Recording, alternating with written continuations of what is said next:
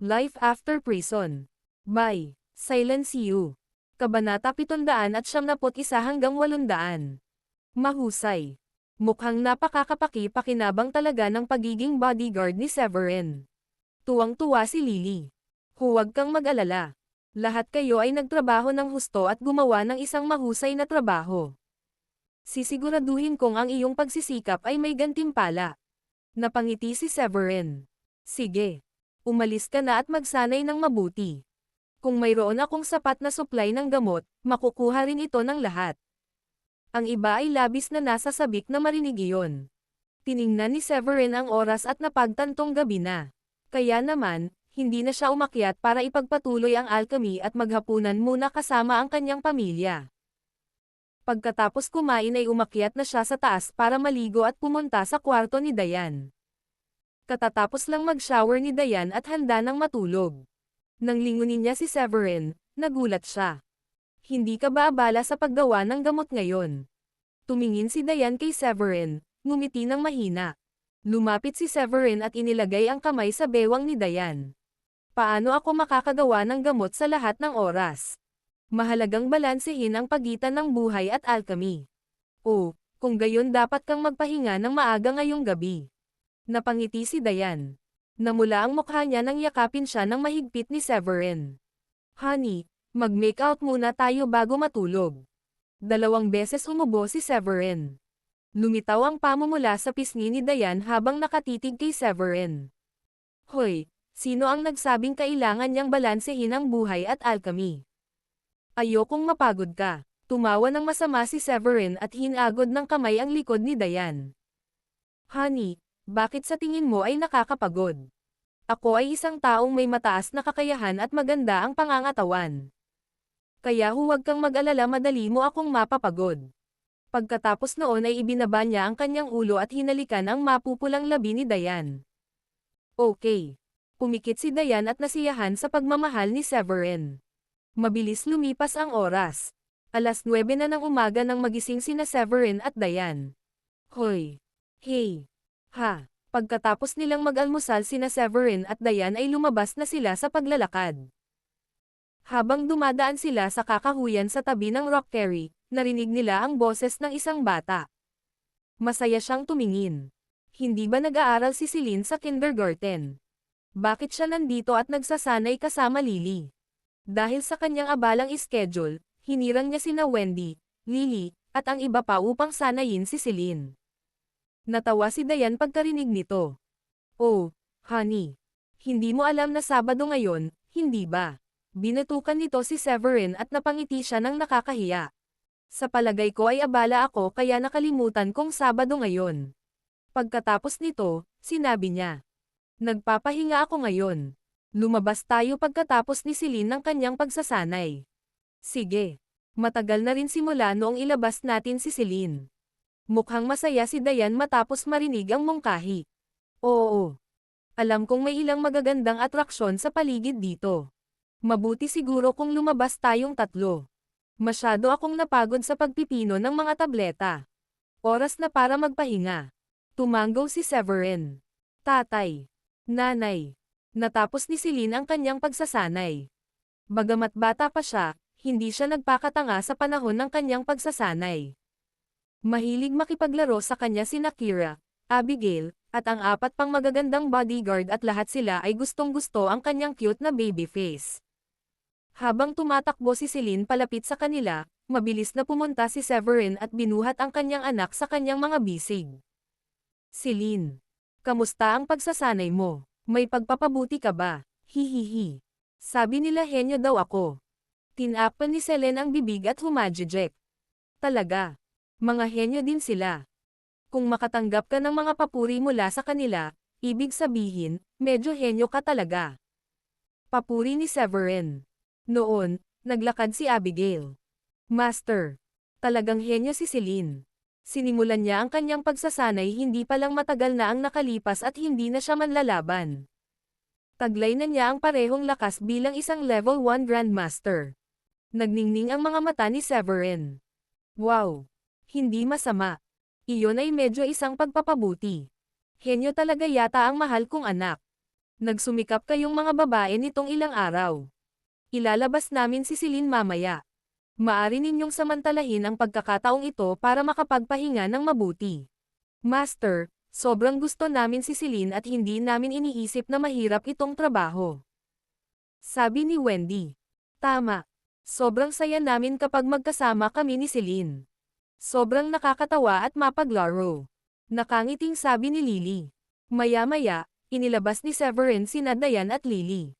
Bagamat magiging mas abala ang kanyang schedule kaysa karaniwan, naisip niyang sulit ang pagpapahinga at paggugol ng araw kasama ang kanyang asawa at anak na babae. Nang makarating sila sa bahay, 5:00 na ng gabi. Celine, Dayan, ano sa tingin mo? Balita ko lumabas kayo. Nagsaya ba kayo? Nang nasa pintuan na sila, lumapit si Sheila na may ngiti sa labi. Kumunot ang noo ni Severin nang makitang nandito pa rin si Sheila. Pagkatapos ng lahat, sinabi sa kanya ni Zachariah na babalik siya sa Brookbourne ngayong umaga. Hindi niya inaasahan na makikita niya rito si Sheila. Iniisip niya kung hindi pa sila umaalis. Tita Sheila, inilabas kami ni tatay at sobrang saya namin ngayon.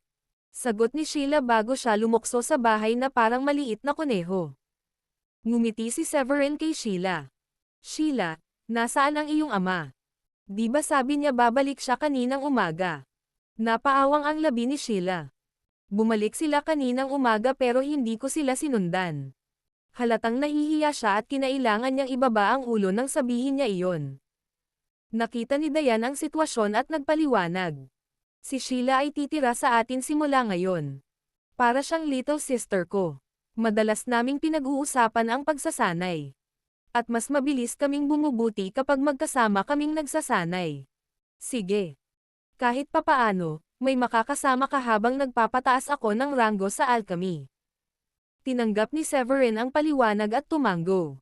Tama. Pwede rin kaming mag-shopping kapag libre kami. Kahit papaano, hindi ako magsasawang kasama siya. Sagot ni Dayan.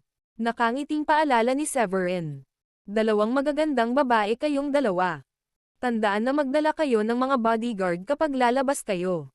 Ayokong makita kayong dalawa na nasa panganib lalo na kung may mga lalaking magtangkang manggulo sa inyong dalawa.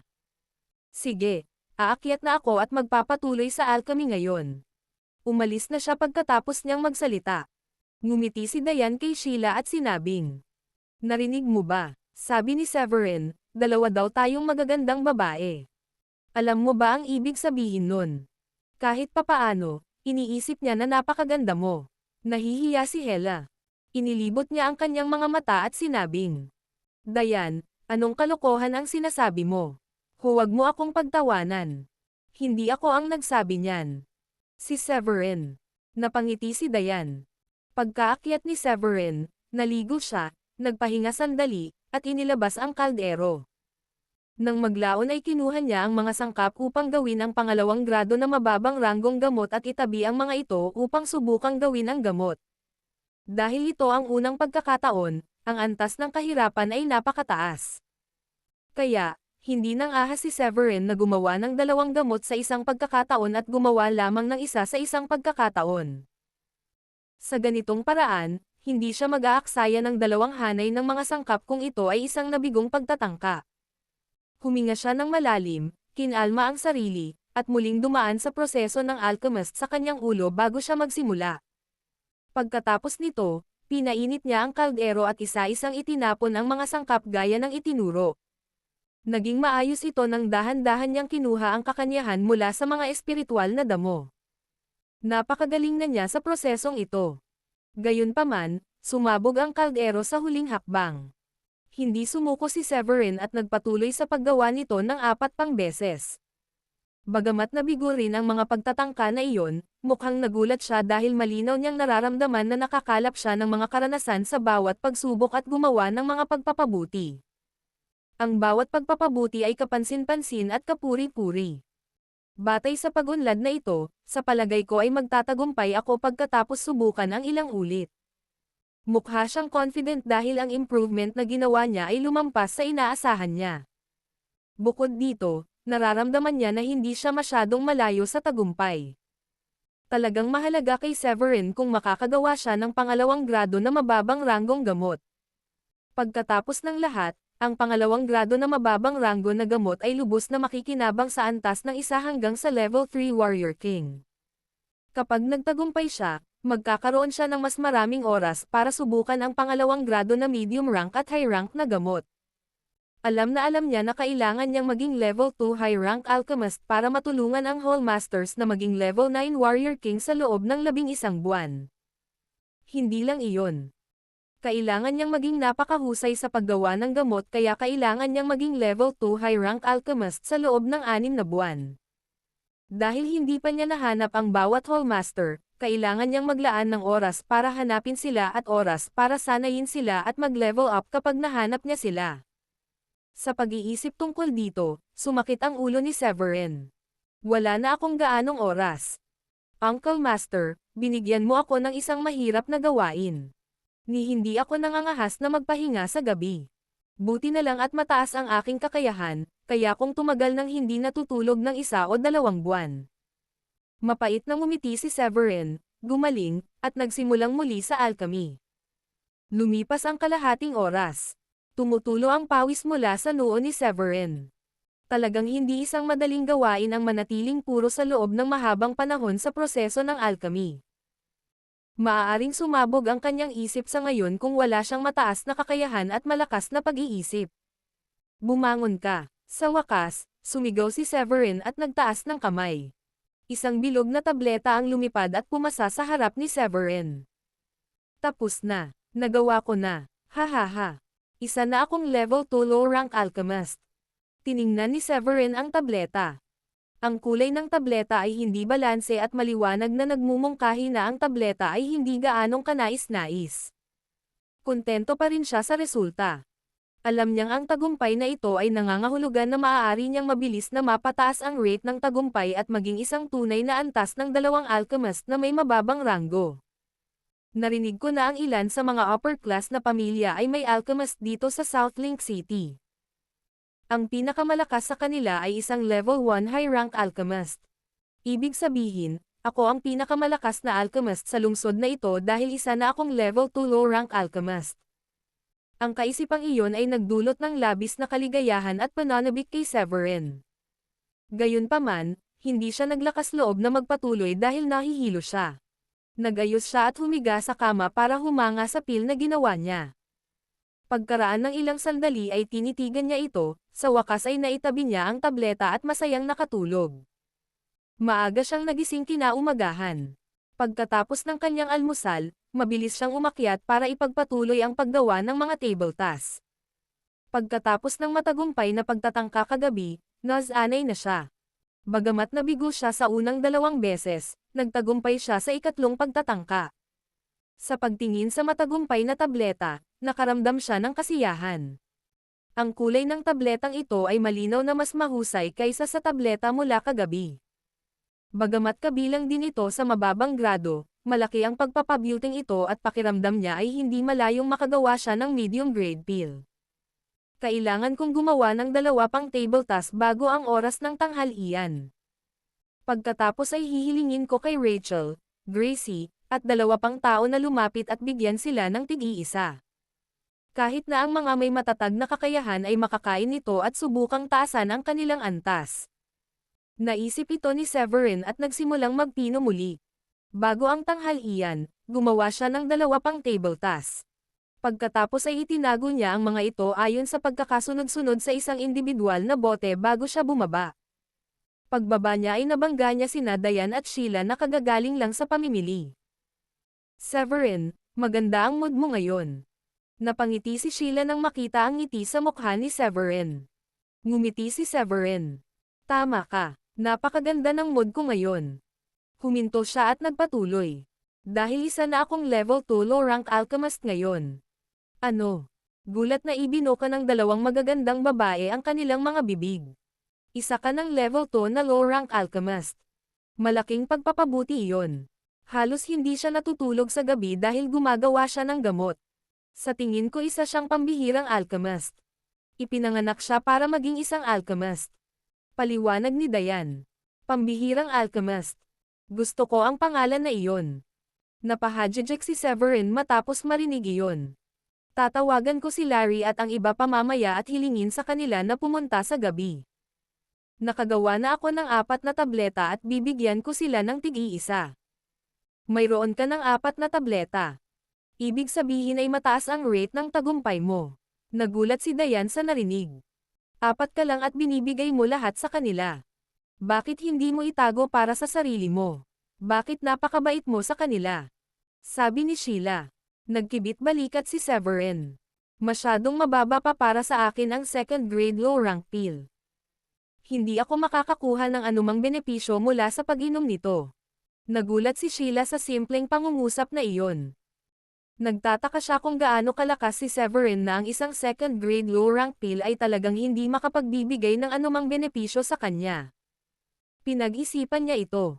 Severin, tell me, nine-love ka na ba kina Rachel at Gracie? Alam kong maganda ang pakikitungo mo kay Larry dahil ikaw ang master ng Draco Hall. Pero bakit mo rin tinatrato ang mga Hall Masters ng Moss Hall, Equus Hall, at Serpent Hall? Dahil walang ibang tao sa paligid, sumagot si Severin. Dahil nasa ilalim ko rin sila. Mga nasasakupan ko rin sila. Ang Moss Hall, Equus Hall, at Serpent Hall ay bahagi rin ng bulwagan ng Draco Deus Temple. Ano? Napabuntong hininga si Sheila. Maya-maya, sinampal niya ito ng mahigpit. Kaya ganyan yan.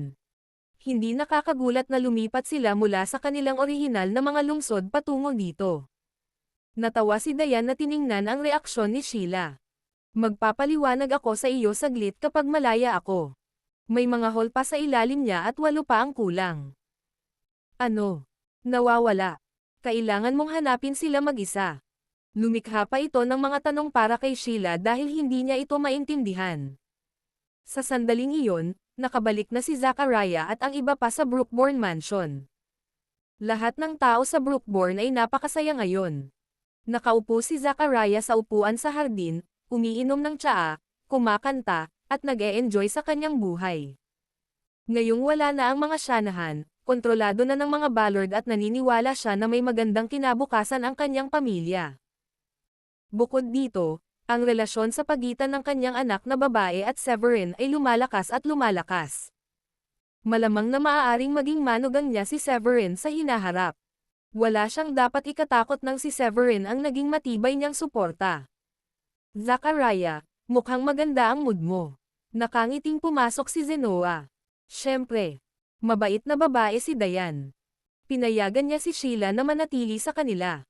Ngayon magkasama sina Sheila at Severin, malaki ang tsansa ni Sheila na magkasama sila ni Severin. Tumawa ng malakas si Zachariah. Talagang may talento si Severin.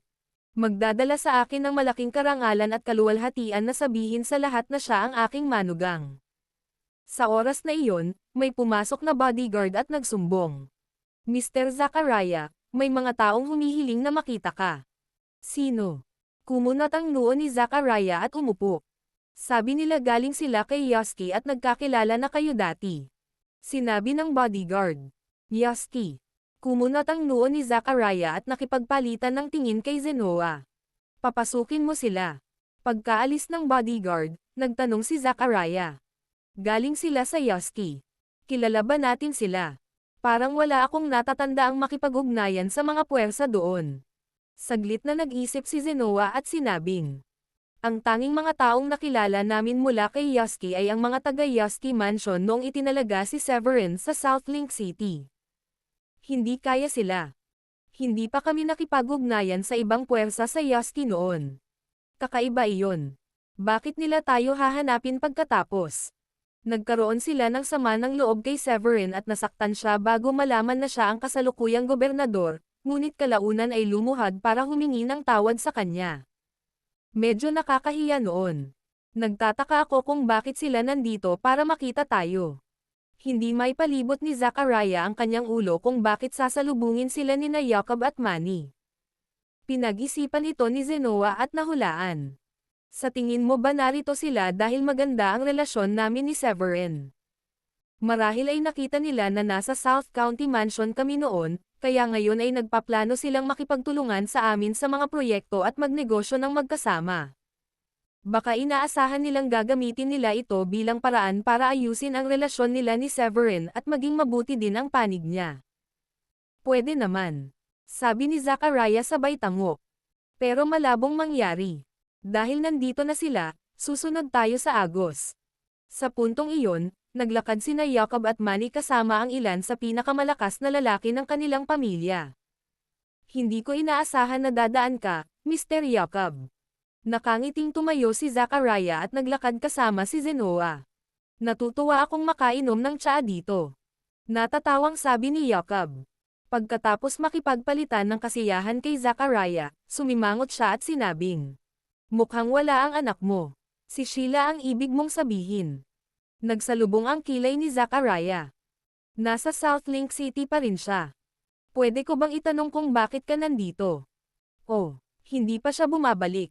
Medyo nagulat si Jacob. Pagkatapos ng ilang pag-iisip, sa wakas ay sinabi niya, "Magiging tapat ako, Mr. Zachariah. Ang aking anak na lalaki, si Manny, ay umibig sa iyong anak nang una niya itong makita noong isang araw.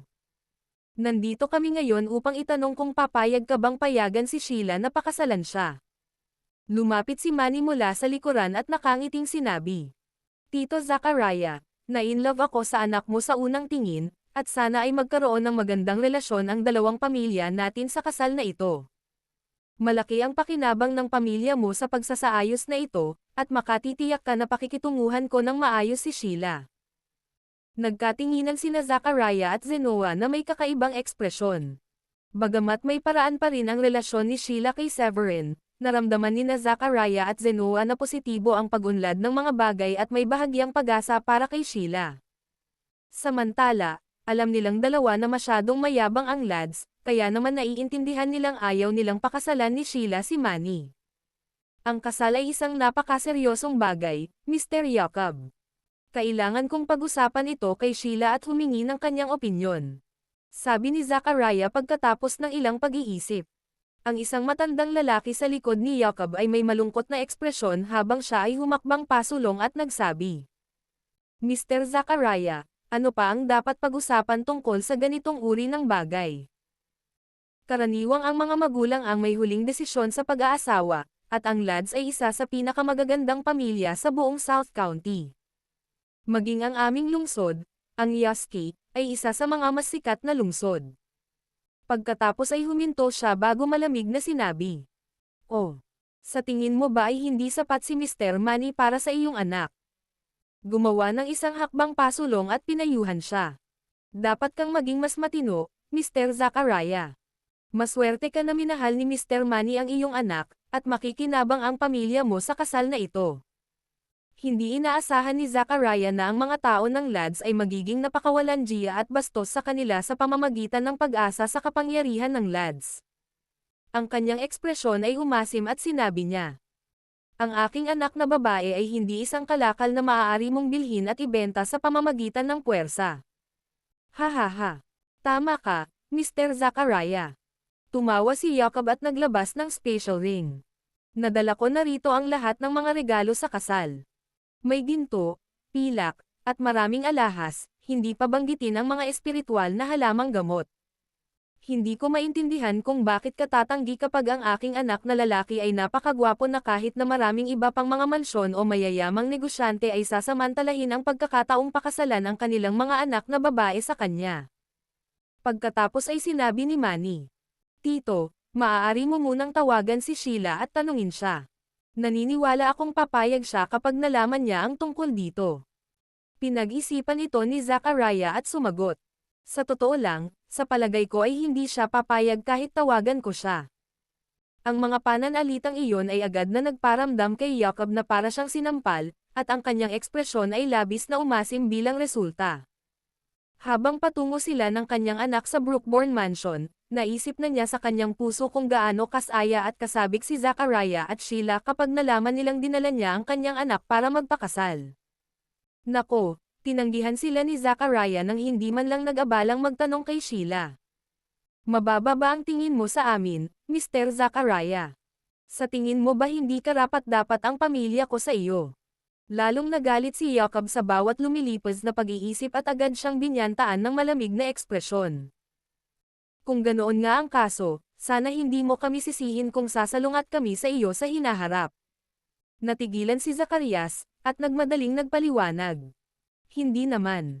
Hindi ko sinasabi na ang iyong anak na lalaki ay hindi sapat para sa aking anak na babae. Sa kabaligtaran, ang aking anak na babae ay matigas ang ulo, at siya ang hindi sapat para sa iyong anak. Isang awkward na ekspresyon ang bumungad sa kanyang mukha habang sinasabi niya. Ang dahilan kung bakit pakiramdam ko ay hindi papayag ang aking anak kahit natawagan ko siya ay dahil mayroon na siyang kasintahan. Ano? May boyfriend na siya. Nagdilim ang ekspresyon ng mukha ni Manny nang marinig iyon at agad itong nagtanong. Sino ang boyfriend niya? At bakit ko papakialam kung may boyfriend siya? Pwede pa naman siyang makipaghiwalay, di ba? Nagmamadaling ipinaliwanag ni Zachariah. Well, napakaganda ng relasyon nila, kaya malamang na napakahirap. Sino itong boyfriend niya? Nagnganga si Jacob ng kanyang mga ngipin at sinabi kay Zacarias. Huwag kang magsinungaling sa akin, Zacarias, sisirain ko ang iyong pamilya kapag nalaman kong nagsisinungaling ka. Nagulat si Zachariah at Zenoa at nagpalitan ng tingin sa isa't isa. Simple lang din si Jacob na walang awa. Nang makita nila ang banayad na ekspresyon ng magkapatid, napangisi si Jacob at naniwala na sinusubukan nilang lokohin siya. Agad na nagpanggap na kalmado si Zachariah at sinabi, bakit ako magsisinungaling sa iyo? Ang iyong anak ay isang mahusay na individual, ngunit ang kasintahan ng aking anak na babae ay walang kasing bait, mapagpasensya, ngunit wala na tayong magagawa tungkol dito. Napaawang ng ilang beses ang mga labi ni Jacob. Sino ito? Sa tingin ko, taga Brookborn din iyon. Paano nila maihahambing sa atin? Nakangiting sabi ni Zachariah. Ang kasintahan ng aking anak ay walang iba kundi ang gobernador.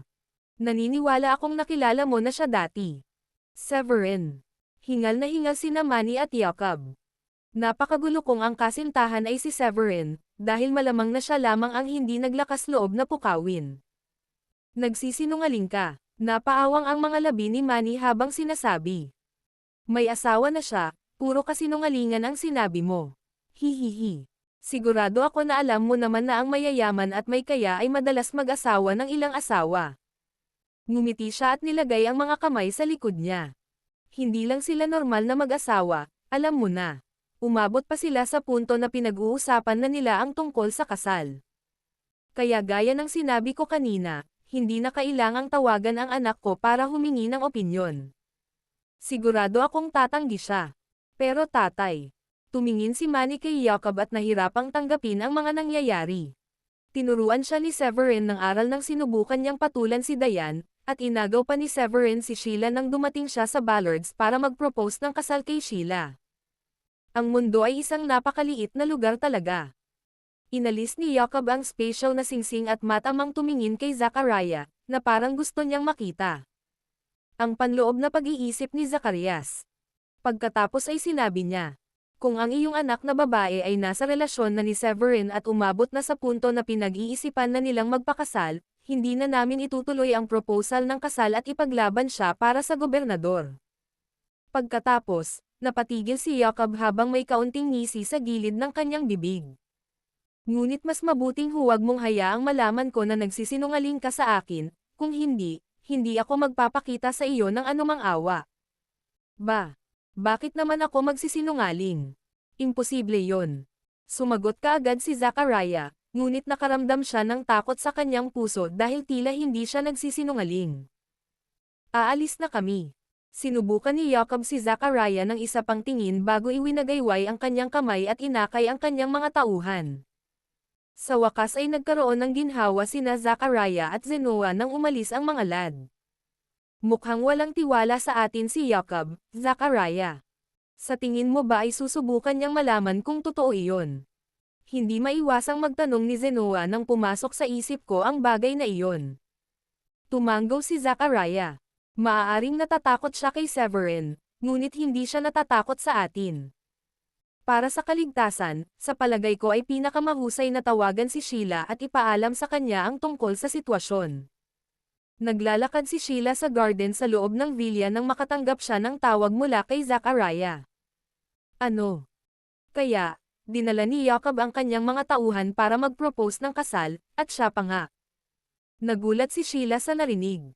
Bago ibinaba ang tawag, sinabi niya. Sige, tatay. Naiintindihan ko. Anong nangyari, Sheila? Narinig kong may binanggit ka tungkol sa pagdadala ni Jacob sa kanyang mga tauhan sa iyong bahay para mag-propose ng kasal. Naglalakad si Dayan kasama si Sheila nang dumating ang tawag at agad na tinanong si Sheila kung ano ang problema pagkatapos tinapos ang tawag. Pagkatapos ay ipinaliwanag ni Sheila ang lahat ng nangyari kay Dayan at nakasimangot na sinabi. Ang tatay ko ay pinilit ng mga lads sa isang sulok, at sa huli, wala siyang pagpipilian kundi sabihin sa kanila na boyfriend ko si Severin. At malapit na kaming ikasal. Tumawag lang ang tatay ko dahil nag-aalala siya na baka hindi ipagpatuloy ng mga lad ang bagay na iyon at nagpas siyang pumunta at tiyakin ang kanyang mga sinasabi. Nakikita ko. Pagkatapos ay sinabi ni Dayan. Masyadong dominanti ang mga lad. Malamang na hindi sila tumitigil sa pag-iisip tungkol sa mga kahihinatnan dahil mayroon silang level 7 warrior king sa kanilang hanay. Katatapos lang ni Severin sa kanyang alchemy session nang mapansin niyang nag-uusap silang dalawa mula sa malayo. Nagpasya siyang pumunta at magtanong. Ano ang pinag-uusapan ninyong dalawa? Ngumiti si Dayan at sinabi kay Severin ang sinabi sa kanya ni Sheila. Hindi ko akalain na may mangyayaring ganoon. May lakas ng loob si Jacob na gumawa ng mga ganoong pananakot. Labis na lumungkot ang mukha ni Severin nang marinig iyon. Ipaparating nila ito para sa kanila. Saglit itong pinag-isipan ni Dayan bago sinabi kay Severin. Pero magiging mahirap para sa iyo na harapin ang mga bagay na iyon. Hindi maganda kung may mabalitaan na pinatay mo sila dahil lang sa pananakot nila sa mga Ballard pagkatapos nilang mag-propose ng kasal sa anak ng mga Ballard. Tumingin si Sheila kay Severin, kinagat ang mapupulang labi, at sinabing. Ano ang dapat nating gawin kung pumunta sila sa atin at humingi ng patunay balang araw? Bahagyang lumubog ang ekspresyon ni Severin at sa wakas ay hinawakan niya ang tungki ng ilong bago walang magawang sabihin, huwag kang mag-alala. Magpapanggap lang tayo at magpapanggap akong boyfriend mo. Yun lang ang paraan para lokohin natin sila pagkatapos ng sinabi ng tatay mo. Ngunit hindi ba ito ay hindi makatarungan para sa iyo?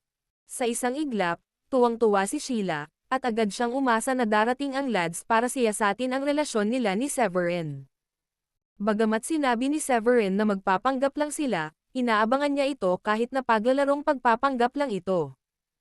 Hihihi. Walang hindi makatarungan tungkol doon. Ang tunay na kawalan ng katarungan ay nagtutulak sa iyo na magpanggap bilang aking kasintahan. Tumawa si Severin at sinabi sa tuktok ng kanyang ulo. Hindi ito isang makatarungan. Hinding-hindi ko mararamdaman iyon kahit na araw-araw akong magpanggap. Nagmamadaling sambit ni Sheila, ngunit nang matapos siyang magsalita ay napagtanto niyang medyo prangka siya sa kanyang pahayag. Ibinaba niya ang kanyang ulo, namula, at sinabing. Ikakapuri ko na makapagpanggap na kasintahan mo. Hindi nakaimik si Severin. Nakalimutan na niya na isa itong napaka-forward na babae at hindi niya alam kung ano pa ang sasabihin kapag sinabi niya iyon.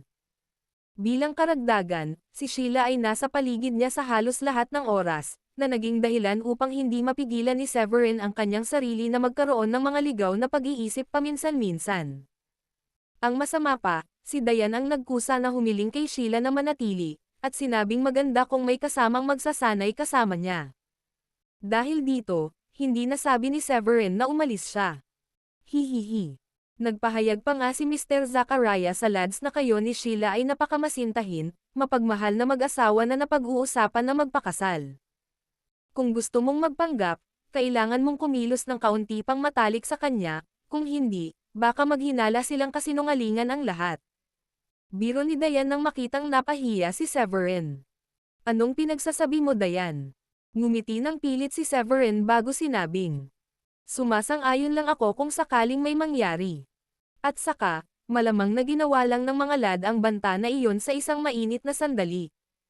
Ako ang gobernador kung tutuusin, at hindi sila susubok na makakuha ng pruweba sa akin dahil natatakot pa rin sila sa akin. Lahat ng binanggit ko kanina ay isang plano ng kawalang tiyak ng anumang mangyayari lang, okay?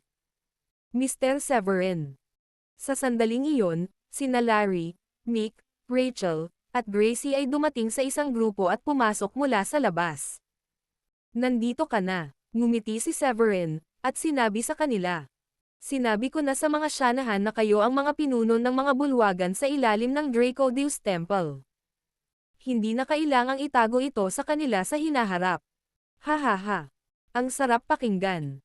Tumawa si Larry, at pagkatapos ay sinabi kay Severin. Bakit mo kami pinatawag dito kaninang hapon? May importante ka bang sasabihin? Oo, Supreme Leader, kailangan mo ba ng tulong namin sa kahit ano? Nagtataka din na tanong ni Rachel.